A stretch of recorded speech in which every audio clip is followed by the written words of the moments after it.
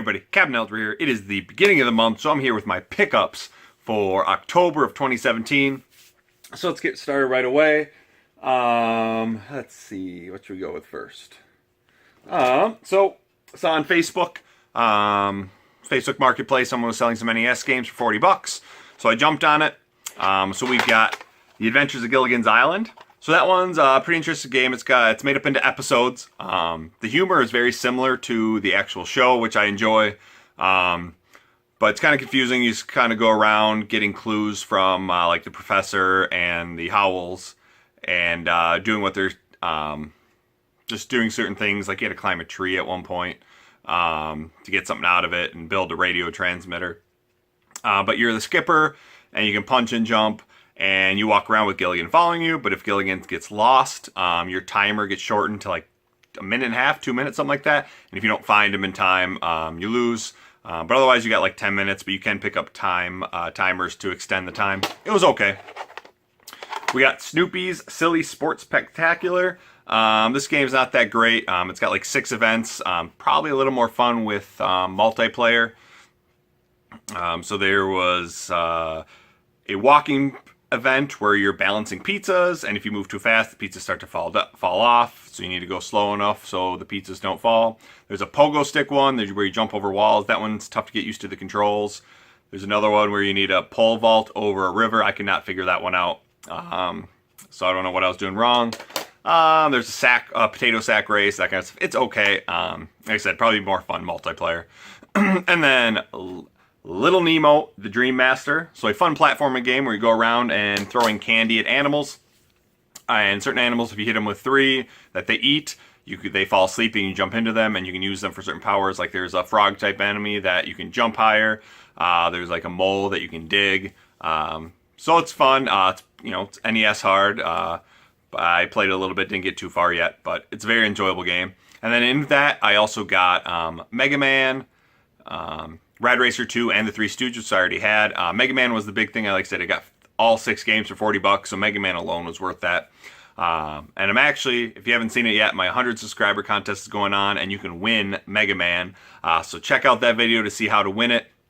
If you're looking for that in your collection, entries have to be in by Monday, November 6th. And then, let's see, my buddy, who sold me his Super Nintendo stuff a few months back, was finally ready to get rid of his Nintendo 64 stuff, and he also threw his PSP in there. So I did get a PSP, along with a nice little case for it, and then just a few games, not a lot. But I never played the PSP, but it always looked interesting.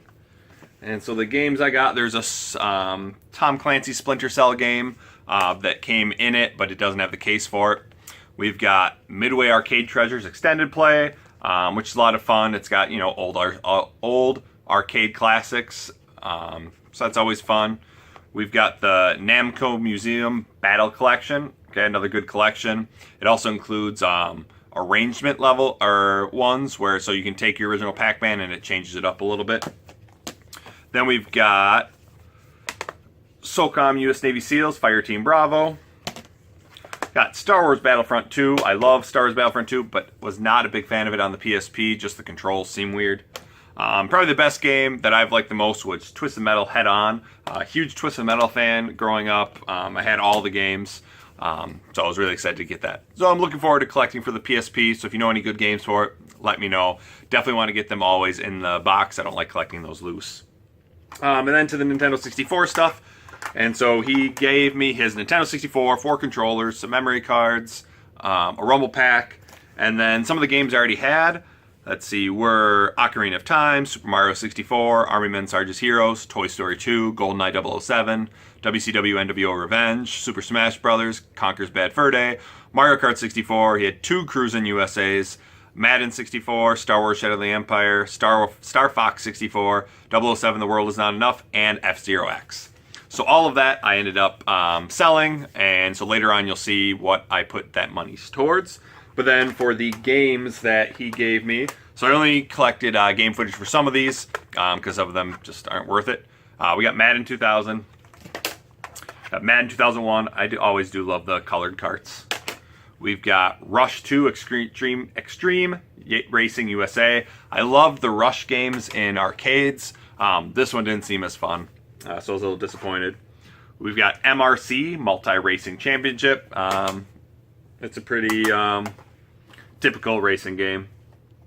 Let's see what else. We've got Major League Baseball starring Ken Griffey Jr. This is a pretty good baseball game if you like baseball games. We've got Win Back, Covert Operations. NFL Quarterback Club 99. And Hercules, The Legendary Journeys. So this was just a game. I played it for like 10 minutes and got stuck almost immediately. I had no idea what I needed to do. It looked like I had to get behind a fence, but there was no way to get over the fence or around it. So I'm sure I played longer. I'd figure it out eventually. But then the other games that were good that I didn't have, we got Battle Tanks Global Assault. So a few months ago, I picked up the original Battle Tanks, which I loved growing up. So I wanted to try this one out.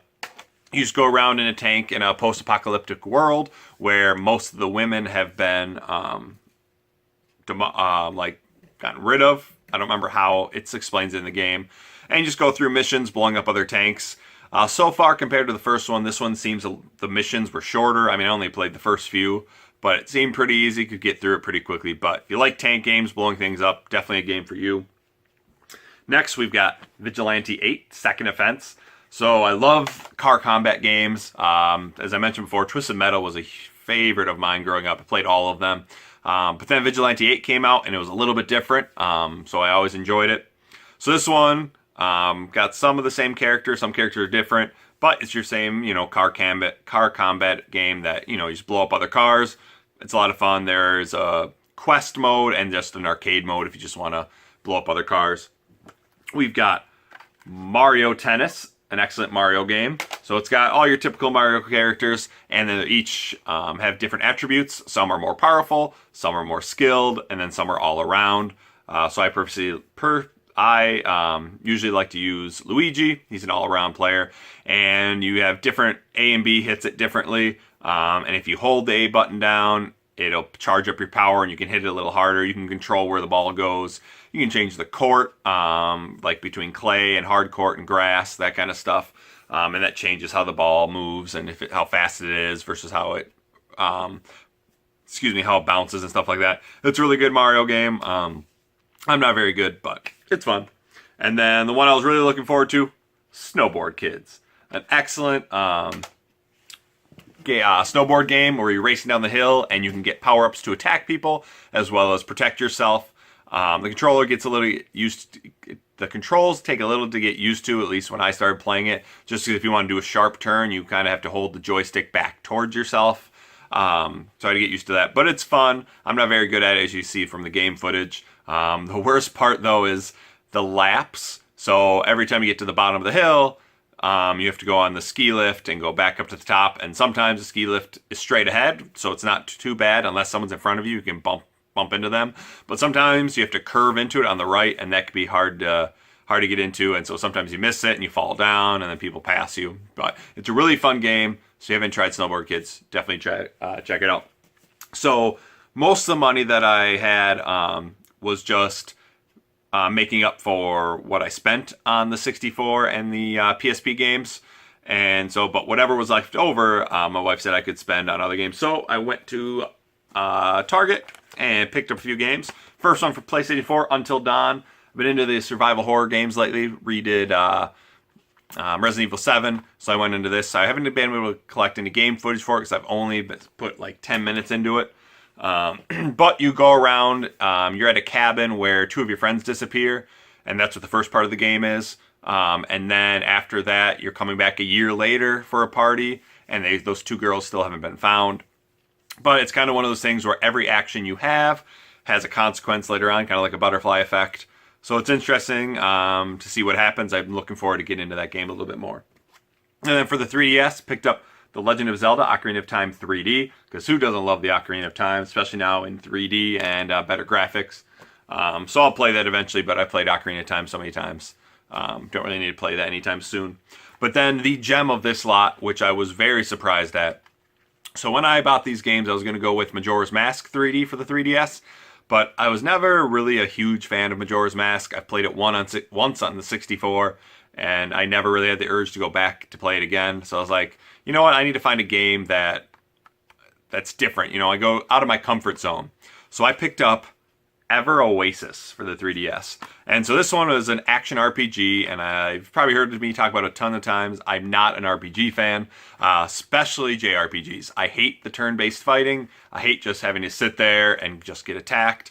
I feel like if I'm going to get hit, it's got to be my fault, not just sitting there waiting for it. So I'm not a huge fan of RPGs, but this one has blown me away so far. I haven't been able to put it down. So you're in the desert, and there's these oases around that protect you from the chaos that is growing. And the chaos keeps taking over these oases, so there's not a lot around.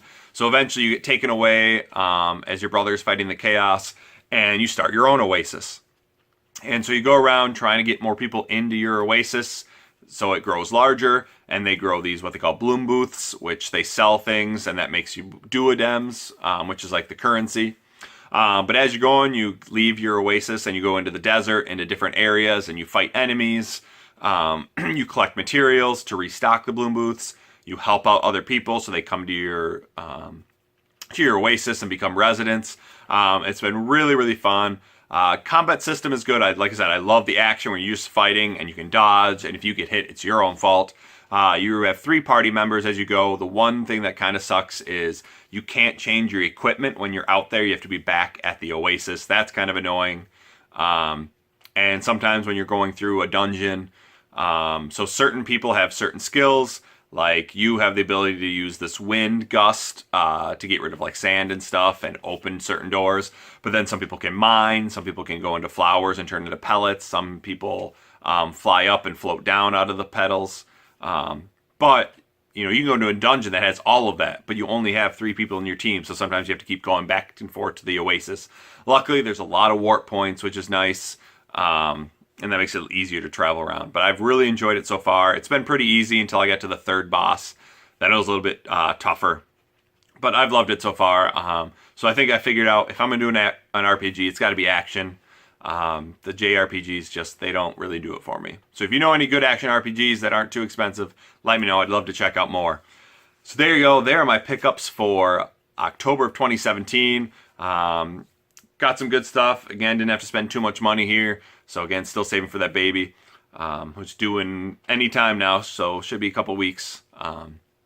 So yeah, VGM box should be coming soon. And weekly retro challenge will be back later this month, after the babies are born and after back in the gamer's wedding. So stay tuned for that. We're going to update it a little bit. So as usual, what do you think of these games? You have any suggestions for me for other games that are related to some of these? And again, as always, thanks for watching. Make sure you check out that 100 subscriber contest. See how you can win Mega Man for the NES. And like, comment, subscribe.